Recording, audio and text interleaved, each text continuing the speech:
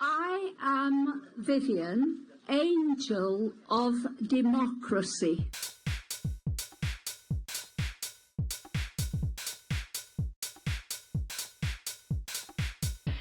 When you design something or make something, it's like doing magic. Vivienne Westwood is the acknowledged mother of punk. She describes herself not as a fashion designer, but rather an anarchist. She likes to make the rich look poor and the poor look rich.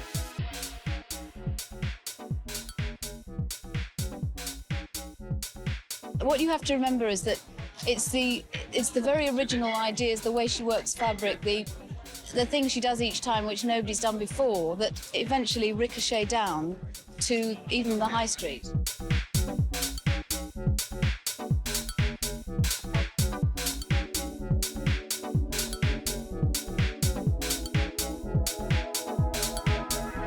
I like women to be opulent and to flaunt their femininity. I think it's natural to the human race to have very high heels, for example, and to change their bodies.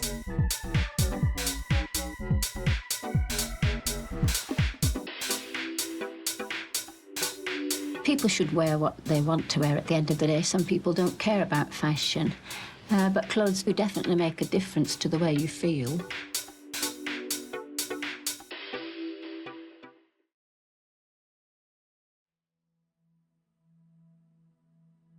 Vivienne Isabel Swire was born on the 8th of April 1941. Her father worked as a cobbler and her mother worked at a nearby cotton mill. The eldest of 3 children, Vivienne grew up learning the Calvinist doctrine. Oh, an ideal childhood, a mother who just adored me, living in the countryside. This was in Derbyshire? Yeah, the boundaries keep changing. It was in Cheshire at the time, 12 miles from Manchester, but at the bottom of the Pennines, the most fantastic countryside. When she was 17, her family moved to Harlow, a town in the northwestern suburbs of London. She briefly attended Harrow Art College, where she studied fashion and silversmithing, but left after 1 term, as she mistakenly thought a working-class girl like me couldn't possibly make a living in the art world.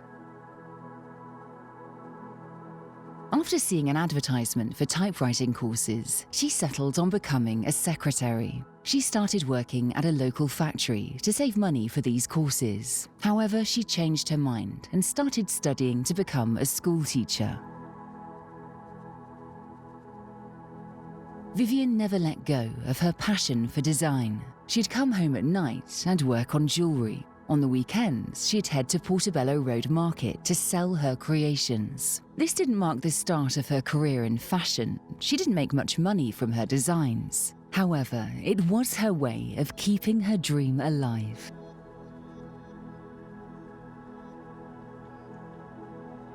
Vivienne settled for a more practical life. And in 1962, this is what led her to marry Derek Westwood. He was working as an apprentice at a local factory. And whilst the two of them got along fine, Vivienne said that she didn't want to marry him, but was afraid of giving up on a sure thing. They got married, and a year later, they had a son together.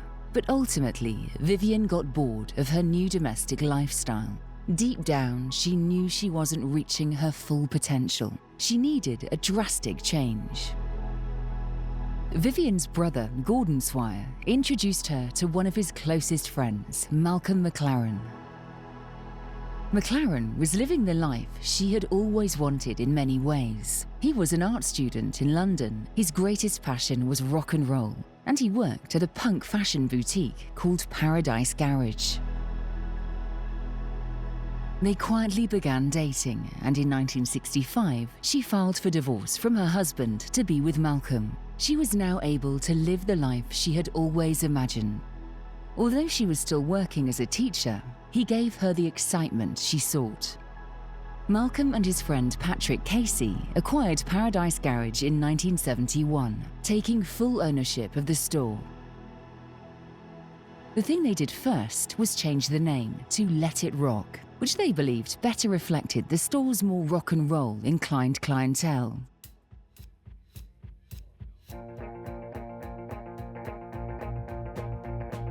The Teddy Boy subculture members were to be the store's only customers according to their plans. Teddy Boy subculture describes the British youth from this period who were deeply immersed in rock and roll. They shared a love of music, a collective spirit of rebelliousness, and a distinct way of dressing that included draped jackets, leather, and clunky shoes. Malcolm McLaren wanted his fashion to be at the forefront of the Teddy Boys style. Vivienne designed most of the clothes in the store. It was her first real foray into the fashion and design world. She primarily designed graphic t-shirts, but what distinguished hers was how provocative they were. Each piece had an underlying social or political message. She bleached her hair, wore the clothes she was making, and changed her entire style. It's a question of how you feel. The point is to change yourself. And if but why? Why does one have to change? Because then you'll feel great. She had previously worried that pursuing a career in the arts wouldn't be dependable, but she had now realised that she would never honestly know unless she tried. She soon turned into a full-time designer. She moved into more than just t-shirts once she settled into her new role, designing shoes, dresses, punk-inspired jackets. She found that as she grew, she faced more challenges regarding the shop's identity. The Teddy Boy subculture is what initially made the business popular. Vivienne anticipated this would pass quickly, and she disagreed with some of the subculture's philosophies. Vivienne supported rebellion if it was for a good cause, but the Teddy Boys had come to support rebellion for the sake of rebellion. To reinvent themselves, Vivienne and Malcolm reinvented their store to Too Fast to Live, Too Young to Die in 1973. They decided to rebrand the store again in 1974, this time to Sex. After realizing it was a bit of a mouthful, the name change was an intelligent marketing move. Easy to remember, short, and at the same time far more provocative than names prior. For the Teddy Boy community, Vivienne's new direction was too edgy and extreme. Because of this, she was able to create a new following, which consisted of grunge rock fans.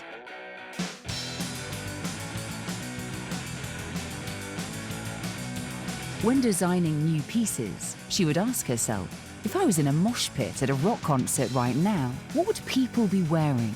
And then, taking whatever came to mind, she added her flair and turned the ideas into reality.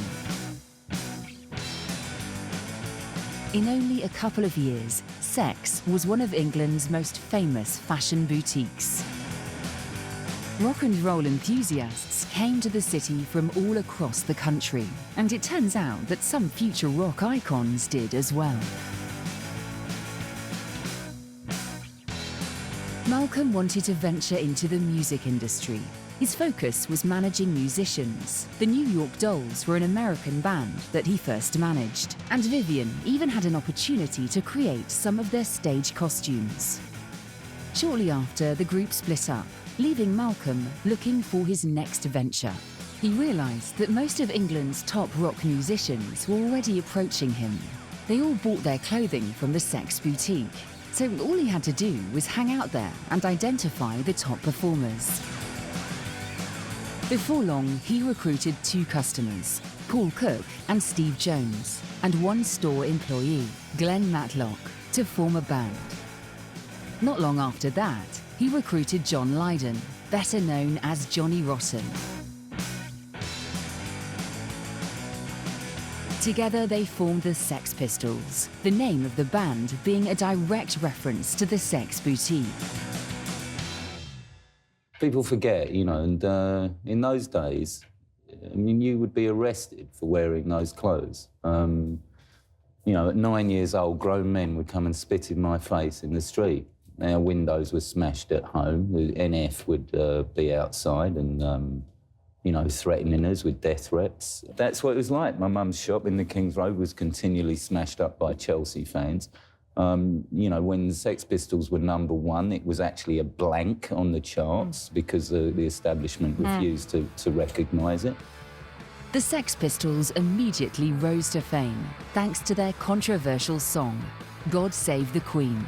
God save the Queen! capitalist regime. It made you a moron. Potential hate bomb. They came to represent what a punk rock band should be. They had a message, made excellent music, were rebellious, and most importantly for this story, they dressed the part. She created all of the Sex Pistols' attire, just like she had done for the New York Dolls. They gained popularity, and so did Vivienne's designs.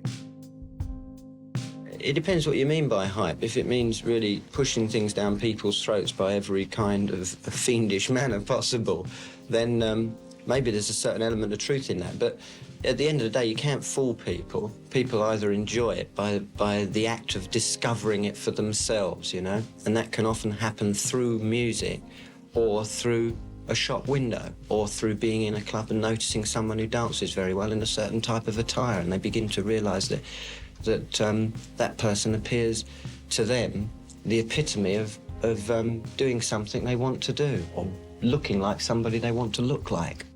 However, the Sex Pistols' stratospheric rise was cut short. The members were soon at odds with one another due to drug use and ego clashes. Malcolm found managing them to be a nightmare, and he completely stopped communicating with Johnny Rotten. The band disbanded after their tour was through. Sid Vicious overdosed and died just 1 year after their breakup. Well, all I can say is that we really tried. Everybody tried to talk to him, Steve and Paul. And Malcolm even went to the extent of physically kidnapping Nancy at one time, knowing that she was an extremely bad influence on him in that direction. And certainly really tried everything he could do to talk to him. And you would get through to him, and then the next day you'd be back to square one again. Vivienne helped shape the aesthetic of the entire punk rock movement. It may have been the end for this band, but Vivienne's story was only just getting started.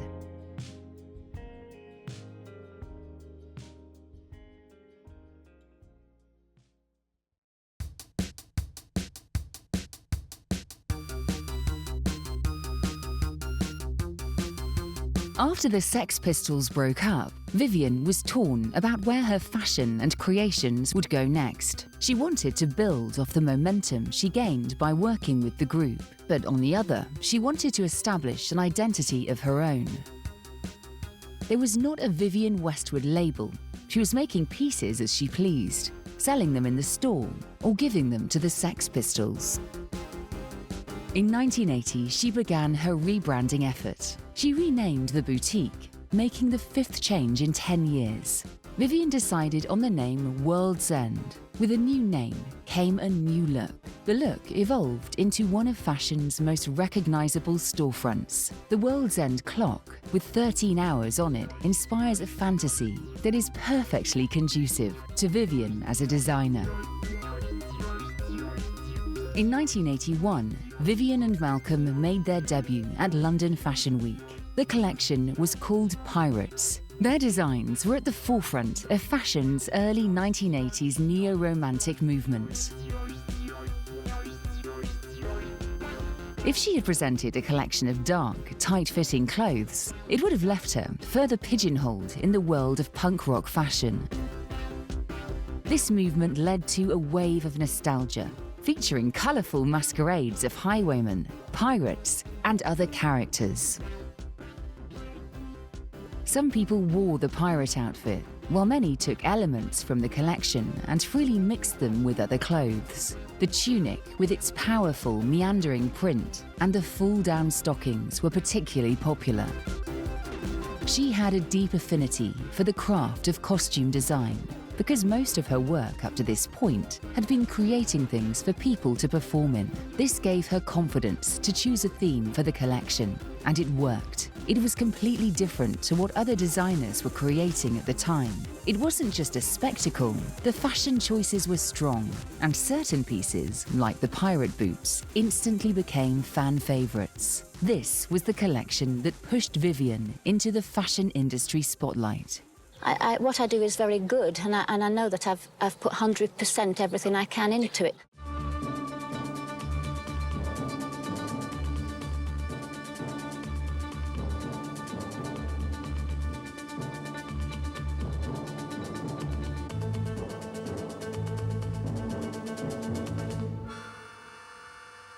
Vivienne, welcome. And the toga does actually feature quite a lot in your summer and your forthcoming winter collection, doesn't it? Yeah. What was the appeal to you?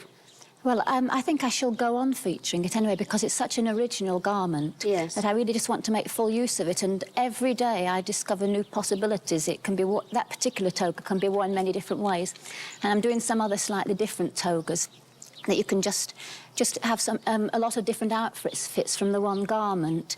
But the inspiration of that originally was. The people after the French Revolution wanted to forget the French court and the king. So they reverted to classical Greece, and they just wanted to look sort of classical again. And that dress began as something that a lady called a merveilleuse wore. But I've just made it much more easy to wear. It's like a T-shirt, really. It's a glorified T-shirt. It is terribly comfortable, and you were saying, I mean, you can sort of chuck bits over shoulders, can't you? And what was the other look you were showing me? You sort of climb out of bits of it and throw other bits of it around. Is that right? Have I done that correctly? Yeah, you can put it around your head. You can do a lot of things with it. Loads of people wear them. I mean, from great big fat people to little thin people, from young people to old people, from people who you think who are obviously very fashion conscious to people who you may at first think weren't, and they get, you know, into it. They really... You really don't think anybody could wear these garments? Yeah, because when you put clothes on, they change you and you feel different, and a lot of people like that to happen to them. Although everything appeared to be going well, the advantages of the sudden success did not last. Technically speaking, her first several collections were referred to as collaborations with McLaren. They were still partners, even though she was in control of the design. Thus, both of their names appeared in all branding and marketing, yet she was the centre of attention. And she has since said that Malcolm was incredibly envious of her and kept reminding her that she was a seamstress and couldn't have gotten where she was without him. You have to go where you have to go. You have to do what you have to do, and I certainly don't want to be underground. I want to be at a place of the most focus that I can find. For their personal and professional partnership, this marked the beginning of the end. They formally split up after their fall-winter collection, Witches. Vivienne was going through a difficult period because she had been with Malcolm for almost 20 years. Although it may have been bittersweet, Witches was a massive success. It included a joint effort with renowned artist Keith Haring. This was a big deal on its own, but everything changed when Madonna spotted sporting items from the collection in a photo shoot. Although Vivienne was already well known in the fashion sector, this helped bring her name further into the public eye. By the end of the 1980s, Vivienne Westwood was a household name. She had heavily focused on quasi-costume design and punk fashion up until this period, but a chance encounter gave her an idea to try a more conventional, high-end aesthetic. She recalls seeing a young girl wearing a Harris tweed jacket and carrying a bag containing her ballet shoes on a train. Given its reputation for being of the highest quality, Harris tweed, a very special fabric, saw a surge in popularity at the beginning of the 20th century. To distinguish between genuine Harris tweed and fake Harris tweed, the Harris Tweed Authority was established in 1909. Authentic Harris tweed, by definition, must be hand-woven by the islanders at their homes in the Outer Hebrides, finished in the Outer Hebrides, and made from pure virgin wool. The easiest way to spot Harris tweed is the Authority's trademarked symbol of authentication, better known as the orb. If this symbol looks familiar, this orb design directly inspired Vivienne Westwood's now iconic logo. The girl on the train wearing a Harris tweed jacket exuded a simple elegance despite the chaos surrounding her, and inspired Vivienne with her poise and composure. Harris tweed's demand gradually decreased after it experienced a boom in the 1900s. By the late 1980s, it had all but disappeared from the market. But after spotting this girl, Vivienne decided to revive the past by designing an entire line of Harris Tweed clothing. The Harris Tweed Authority was pleased with Vivienne's decision and gave her permission to redesign their emblem as means of saying thanks, given her influence in the fashion world and the hopes that this would spark a rebirth. With that settled, she took the logo, made some slight alterations, and added a ring around the orb that is meant to symbolize the rings of Saturn. The two logos are similar. While the rings of Saturn stand for future of exploration and innovation, the classic orb logo signifies a heritage of tradition and craftsmanship. Get my inspiration from tradition, traditional things, and technical things, and things that are established. But I find a way to do them which is exotic, meaning that nobody's ever quite seen that thing before, and that's the future bit that comes into it. And so it's a combination of traditional and future. I can give you an example of exactly how that works. I wanted, when I did my crinoline collection, the little crinny collection, and it was really new, I actually wanted to make it very, very childish, and I wanted to put a sort of Walt Disney feeling into it. And I chose very, very basic things. I chose very basic prints, like a polka dot, but I made that polka dot giant size. So that's something nobody'd ever quite seen before, a spot that size. And so by taking that future sort of idea, you make something that actually ends up in a little time and space of its own, and therefore it looks modern. I did the opposite with the hat. I made her very small. I mean, that's just one thing you can do, but you don't always, it's not a question always of scale, it's all kinds of other things. The logo first appeared in the Harris Tweed line, which made its debut in 1987. Since then, it has been one of her signature design elements.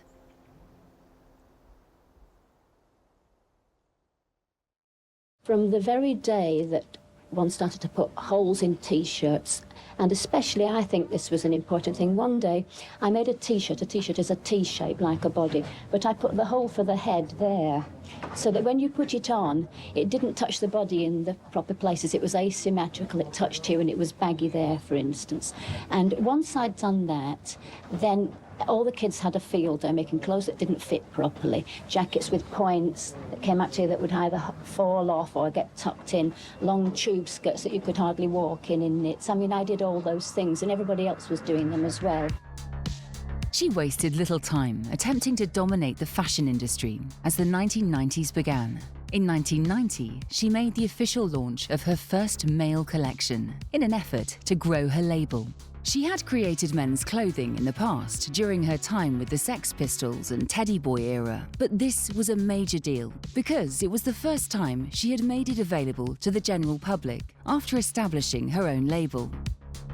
Between this and the women's wear collections that she was putting out, there was no denying she was one of the industry's most innovative designers. In honor of that fact, she was named British Designer of the Year in 1991. I never ever get nervous before a fashion show, I never have. Number one, it is that you're just working all the time anyway, but the thing is that there's just so much preparation and there's so much put into everything that by the time I've got here, I've done my best. There's nothing else I can do. Do you know what I mean? It's like, so there's nothing to be frightened of. If people don't like it, then, you know, I mean, in fact, to be honest, I'm the best critic of it. That's why I'm not nervous, because I know it's as good as I can do. Queen Elizabeth II granted Vivienne the Most Excellent Order of the British Empire a year later, in 1992. This prestigious honour is only given to people who significantly contribute to British society. People are very impressed by it. All the people who work with me are very pleased because they feel that they share in it. Vivienne accepted the honour, but never being one for formalities, she went commando to the ceremony at Buckingham Palace. The only reason that we know this is that it was captured by the paparazzi. You know, once I got an OBE and I didn't have any knickers, and the Queen loved it, for example. What, did you tell her, or did you bend over and show her something? No, somebody who worked with her said it was one of their best, investitures of giving people medals. They loved it. In 2006, the Queen gave Vivienne an even higher honour by making her a dame, the female equivalent of being made a knight. It would be equally as exciting in 1993 when she wed Andreas Kronthaler. He wasn't well known and was Vivienne's design assistant when they got married. But as the director of her demi-couture line, he has steadily gained more notoriety over the years. This collection combines ready-to-wear and haute couture and was initially known as the Gold Label, but has now been renamed Andreas Kronthaler for Vivienne Westwood.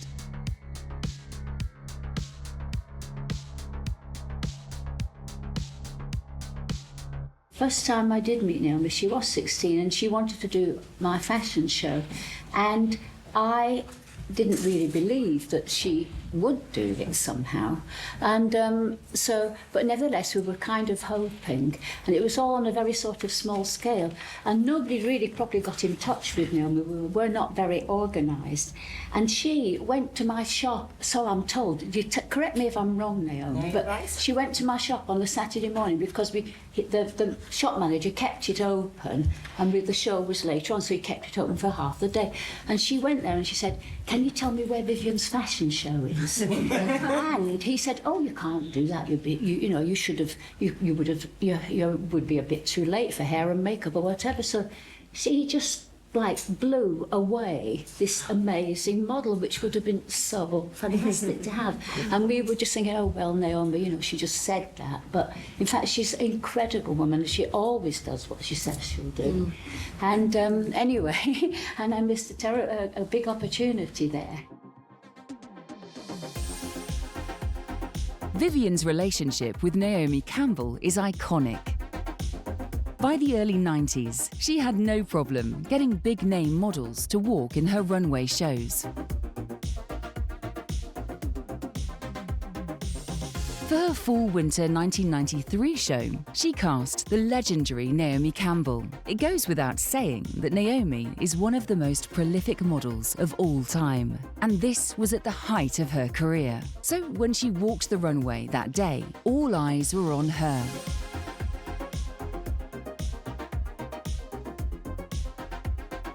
As she strutted down the runway for Vivienne's Anglomania collection, every model's worst nightmare became her reality as she lost her balance and fell to the ground.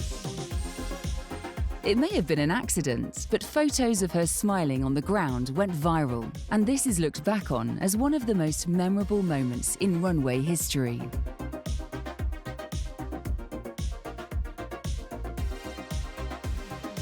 Just 1 year later, Vivienne produced another spectacular runway moment, this time with Kate Moss's assistance. Her career was at its peak at the time. Everyone was shocked when Vivienne sent Kate down the runway while she was dressed as a shirtless Marie Antoinette and licking an ice cream cone. Instead of taking this chance to advertise her clothing, Vivienne chose to utilize it to express her political views.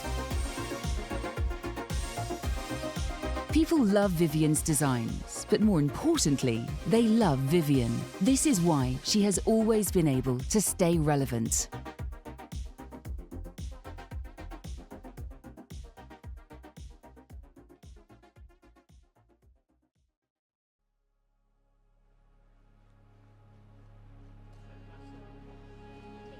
In the early 2000s, Vivienne started speaking out more frequently about political and social issues, thanks to her position in the fashion industry. She has generated significant amounts for numerous charities through her label and has openly allied herself with numerous political groups and figures. In 2007, she made it clear what her opinion was on anti-terror laws. Well, I just think that as a member of the public, I really feel most of the time that there's not very much you can do as one person to change anything, to make the world a better place. But I just think there's one thing that you absolutely have to fight for, and that is justice before the law. That's something that is the responsibility of everybody, because if you don't have that, you can't have democracy, you can't have liberty, you can't have civilization. I mean, this is what we're referring to, that it's not only the 19th century. I mean, these laws were fought for over periods. They were even implicit in Magna Carta, and it's why King Charles got his head chopped off, and it's why people pulled down the Bastille. And it's absolutely important that you can't have civilization without this freedom, this justice before the law. You can't have cults, you can't have anything without it. And apart from which, this T-shirt is really to ask the British people to use their imagination, what it would be like. You saw the little baby grow thing that I have as well. I mean, because that symbolises the future. These laws are going to be, you know, we have to do something about it.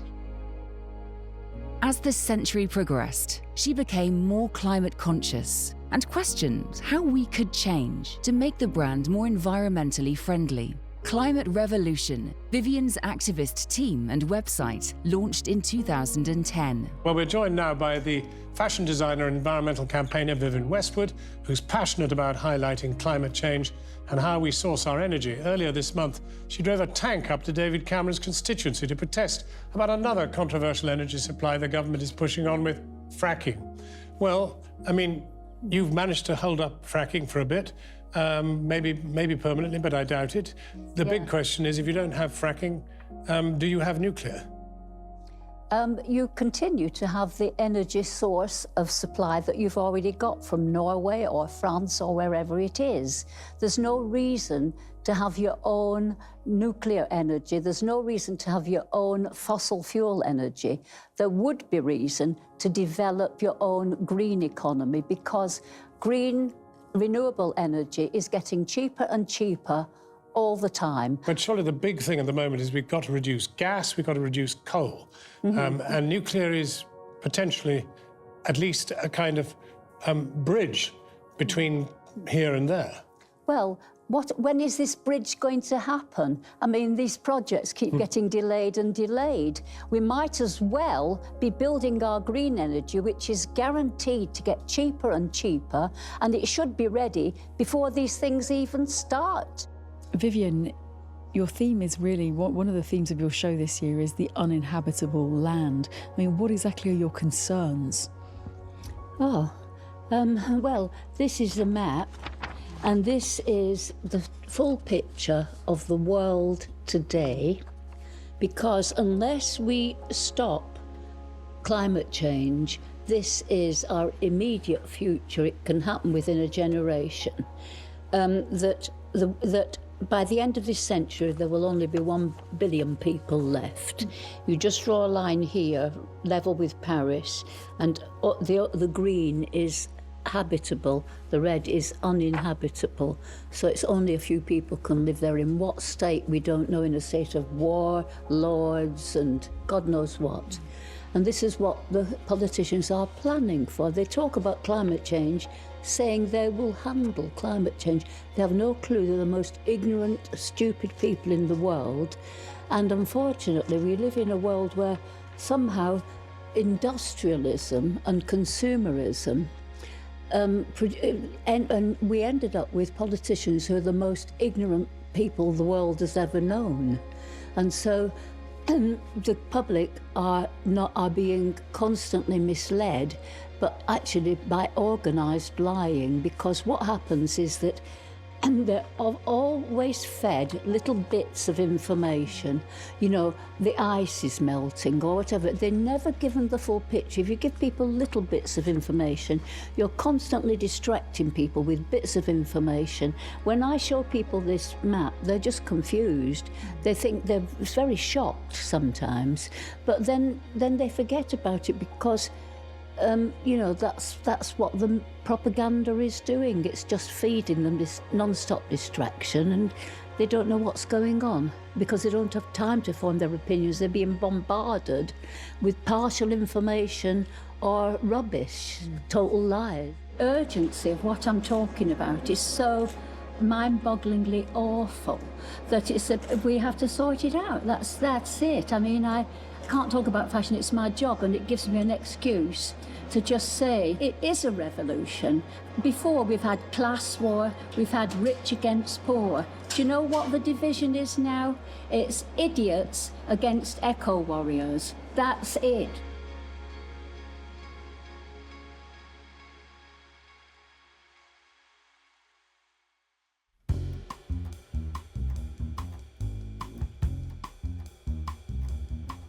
Her work made it to the big screen in the 2008 motion picture version of the television series Sex and the City.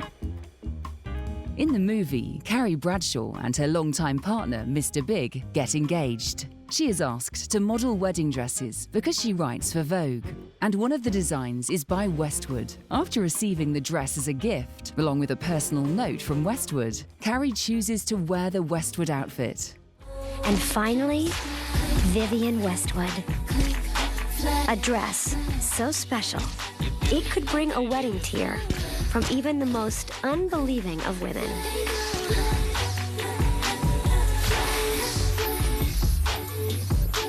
And then, the impossible happened. Oh, sorry.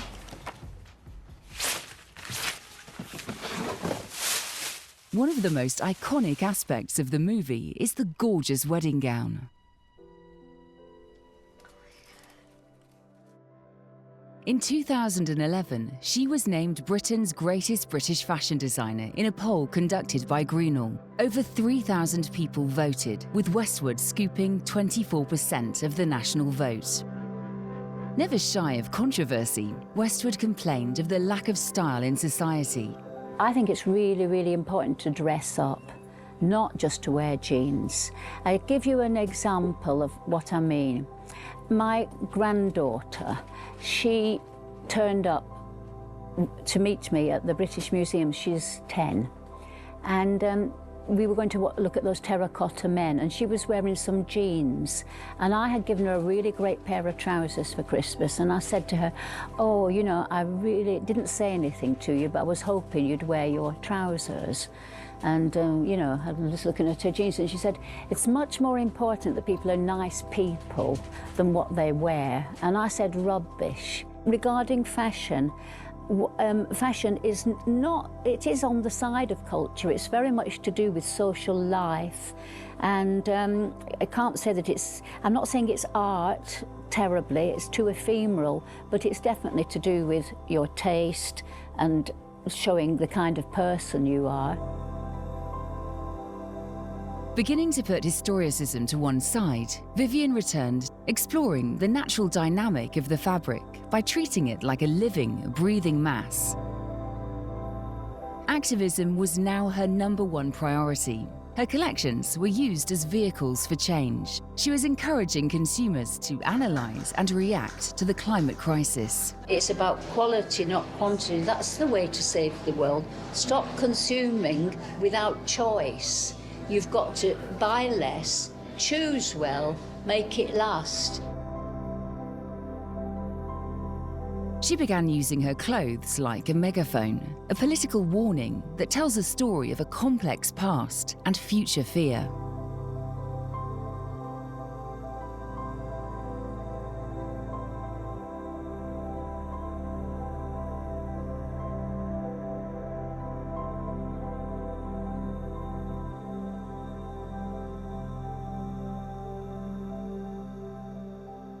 Vivienne Westwood passed away on December the 29th, leaving an incredible mark, not only on the fashion world, but also on culture at large.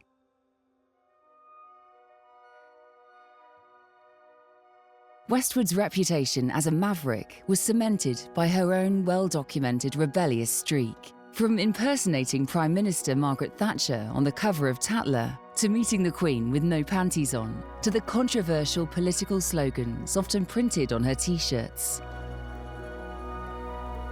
Almost none of the runway trends were reflected in Westwood's designs. Instead, they were influenced by her own particular obsessions. She was always true to herself, but at the same time, she was constantly reinventing who she was.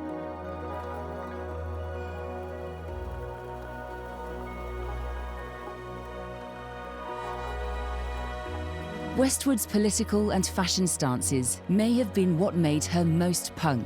She warned us about climate change, opposed fracking, defended controversial characters like Julian Assange, and engaged in media-savvy stunts to promote her favourite causes, before the designer-turned-activist trend emerged. And as the person at the helm of the rare woman-led independent brand in fashion at the time, she was a feminist inspiration. Westwood's name is now beloved within the industry she aimed to disrupt. She was never interested in being remembered as an icon, as she stated cheekily in one interview. 10 years after I'm dead, nobody will even remember. It doesn't matter. I don't care. I just want to save the world. Westwood's trailblazing spirit will live on, not just in the fashion canon, but also in the next generation of designers who dare to challenge it, inventing new aesthetics and forms of dissent in the process.